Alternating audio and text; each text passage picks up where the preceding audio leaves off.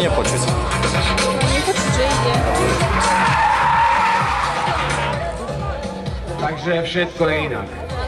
Odvolávam, co som odvolal a slibuj, co som slíbil.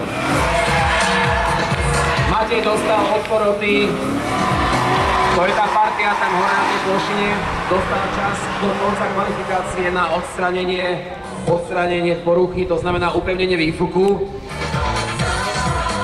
A tým pádom pokračuje v kvalifikácii a štartuje nám momentálne, prešiel svoje zahrievacie kolo Lukáš Kult. Dovolím si povedať, že najdrahšie auto v štartovom poli a zároveň najnovšie. Je to BMW M3 aktuálnej generácie E92. A podľa kuloárnych informácií Lukáš si priplatil 1500 € za predĺženie záruky o 2 roky, čiže veselo môže driftovať, môže minúť differákov, koľko chce a všetko mu to automobilka vymení. Ale by ma zaujímalo, že či náhodou nie je medzi výlukami, že zákaz zúčastňovať sa motoršportových podujatí, ale tak to nikdy nevieš.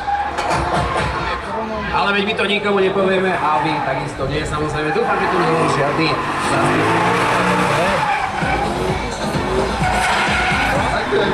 Aj Lukáš je z Košic, takže je to v pohode. Ja teraz Košice z Čiech, že je to OK, z Trutnova. No dobre, toto bola prvá ostrá, ak sa nemýlim, a Lukáša Kulta.